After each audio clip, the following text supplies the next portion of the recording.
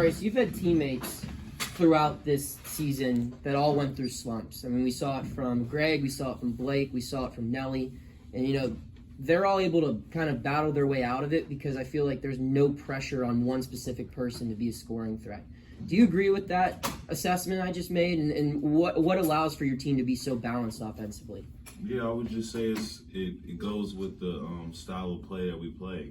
We have an equal opportunity offense. Everybody's empowered to play their game and shoot their type of shots, even if they make or miss. So I think that plays a huge role in guys' ability to, bounce back if they don't perform well from night to night.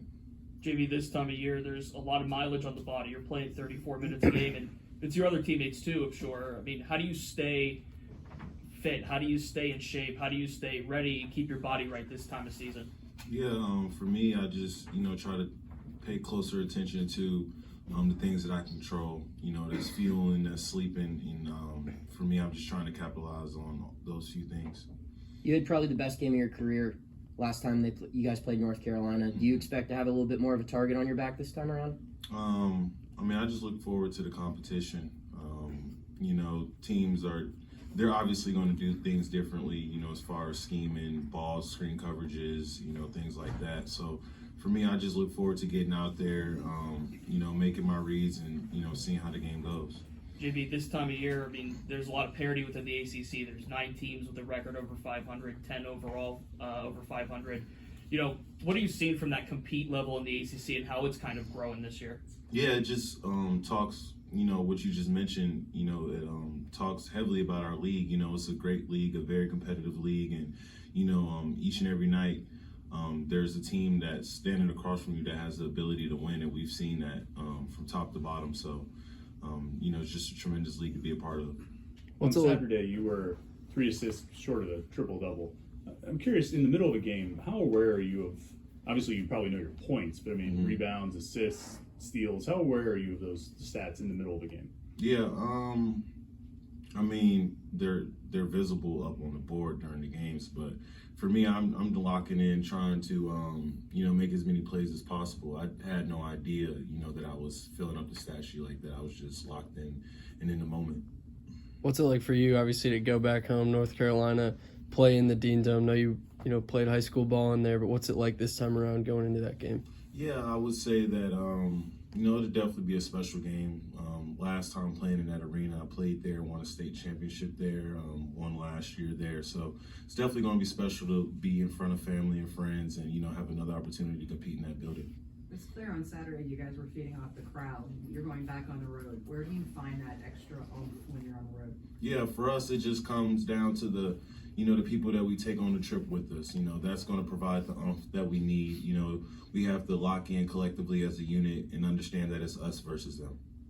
Marius, what do you remember about the first time you met Blake, and when did you know that relationship was going to work together? Yeah, I met Blake this summer, and immediately I just knew the relationship would work. He's a tremendous guy. He's selfless, and he's been there all season for us. Marius, do you put any thought into, everyone's focused on this year, but do you put any thought or responsibility into trying to help guys be leaders for when you're done after your time? Yeah, definitely. That's the biggest goal for me, is to leave a place better than, like when I came in. So for us, it's definitely, as veteran guys trying to establish a culture, establish a foundation, establish some things that the younger guys can take and learn and, help propel them for the seasons to come and, as they continue with their journey. What do you think? What are some of the things that you could think back to, like things where you're like, hey, I'm going to challenge this guy in this moment, and moments where you've seen some of the younger guys on this team rise up and meet that challenge? Yeah, I would say, for example, like Nate, he's given tremendous effort on energy. Tremendous effort and energy on the defensive side. He wasn't doing that early in his career, but now he's given those second efforts, and that's played a big role in our season and, how we've been able to win ball games, with him and other guys in particular. Communication, we're communicating more. The younger guys are picking up on coverages that we're trying to do, being more demanding in ball screens, calling out switches, things like that have definitely helped them and helped us. Earlier today, Carolina's coach talked about how you and your teammates are able to create shots for yourselves. When you go back and watch film, whether it's of yourself or Nelly or Blake, whoever it may be, what do you kind of use to judge whether you took a good shot or whether you were able to create your own shot and it was a good shot? Yeah, for us, it's just about, I feel like the big part about this team that makes us, so successful is the fact that everybody knows their strengths and weaknesses. So for us, if I'm taking a shot that's within my strength realm, then it's a good shot for us, and the same thing for everybody else. Greg's a three-point specialist. So if he pulls a three, we're not worried about it because that's exactly what he does. You get what I'm saying? So I think that plays a tremendous role in, why we're able to play how we play. Do you feel you're doing that at a high percentage this year, maybe even compared to last year or earlier in the season? Yeah, definitely. I would say as the season has gone on, we've definitely gotten better. Players understand each other's tendencies, and, we're just able to play off each other better. Jamarius, Greg talked on Friday about how he knew this team was going to turn things around after it got back from Brooklyn when you guys were 1-3. Can you just talk about how different this group is? Maybe, obviously you're not different as far as roster construction, but what changed since then?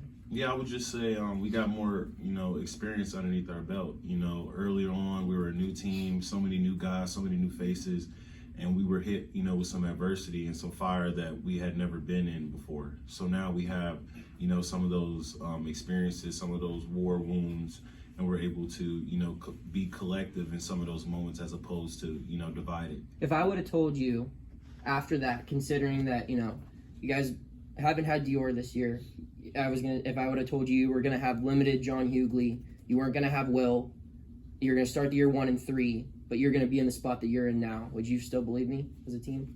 Yeah. Yeah? Why is that? What allowed you to have that much confidence, if considering all of those obstacles that you didn't know were coming, but even with those obstacles, what allows you to still believe that you guys would have been successful? It just comes down to what coach has been preaching, and that's a collective unit that pulls in the same direction, that is selfless, and generally happy about the next man succeeding. And I feel like that's the biggest thing, regardless of who's been in and out, that we've been able to keep consistent. Jamarius, when I was watching you guys do your intros, and you guys were getting excited before the crowd and coming out, I saw Dior doing handshakes with you guys. What has he been like as a teammate, just in practice and just helping you guys out? Yeah, I would say that Dior has been a sponge ever since he's been back.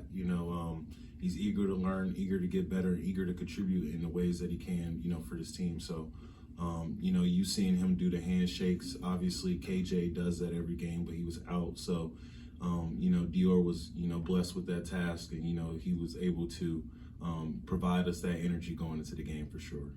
Jamarius, you guys are 14-4 since you escaped from Brooklyn. You're 8-3 in the ACC. But this week, only 3 voters put you in their top 25. Does that irritate you or any of your teammates at all? It doesn't matter for us. Like Blake said, what you thought about us before, it doesn't matter. All that matters is, what we are doing internally. So the rankings doesn't matter, whatever the case may be, we're just focused on, each game at a time. So if we continue to do that, everything else will take care of itself. Jamarius, what did you guys do so well in that first matchup with Carolina, and how do you try to limit their size and what they're able to do in that regard? Yeah, for us, we got to continue to gang rebound. That's obviously been something that we have to continue to keep a great focus on. Going into their hostile environment, Baycot's a pretty strong presence down there. We're going to have to, continue to gang rebound and then get back in transition. They're a very dynamic team in an open floor. They have great guys, great guards who can do great things, with space and opportunity. So for us, it just comes down to trying to make the game as difficult as possible and executing, where we can. RJ Davis, he is likely going to play. He got injured last week against Syracuse, but their coach said he's probably going to play Wednesday. What stands out to you about him on film? Yeah, I would just say RJ Davis is he's a 3-level scorer, with a high motor, and he's resilient. So for us, we just have to lock in on the task at hand and, make everything for him, a challenge.